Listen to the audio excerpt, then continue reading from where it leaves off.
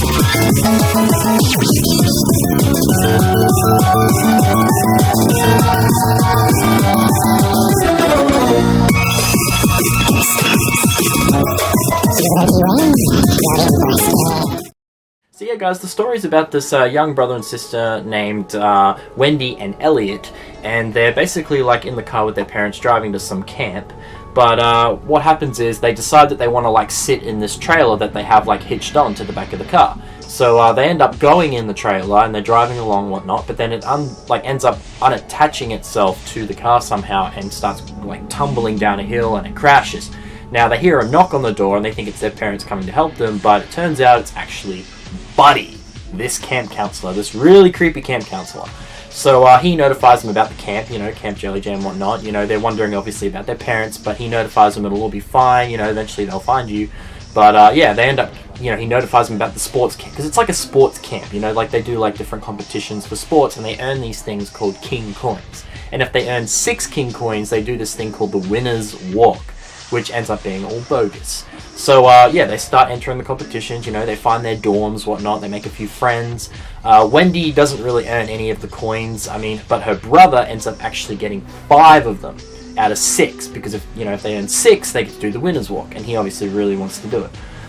Wendy ends up entering like this one like swimming race, and she like lets one of her friends win, because the counselors are like really weird, okay? They're really, really strange. So she ends up letting one of her friends win, to earn one of the coins, and then the counselor sort of like grabs her and is like, I saw you do that, you know, and she's like, what? Like, you know, I saw you do that, remember, only the best.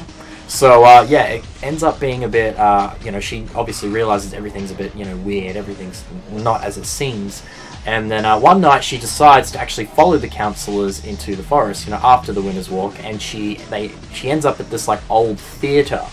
And she sees Buddy in there, and he's like hypnotizing all the other counselors. So she ends up like sneezing, and then, you know, she has to hide because, you know, they know she's there. So she ends up like sneaking down into the basement, and that's where she finds King Jellyjam, this big purple monster. Kind of like the Blob, but actually, you know what? A lot like the Blob. It's a big purple monster instead of it being pink, and it eats the kids if they stop cleaning him, because basically he's this big putrid smelling monster, and if the kids stop like cleaning him with their big mops and that, you know, he'll pick them up and eat them. So basically, after they do this winner's walk, after earning 6 coins, they get taken into this old theater to clean this giant monster.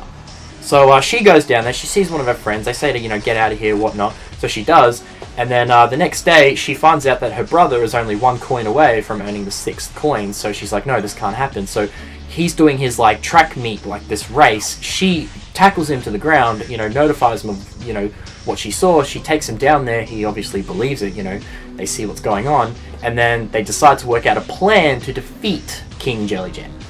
So basically, that night, they end up going down there, and she tells all the kids to lie on the floor, because he's so big and fat that he can't, like, you know, grab him. And when she does that, though, King Jellyjam actually ends up picking up Wendy and, like, goes to eat her.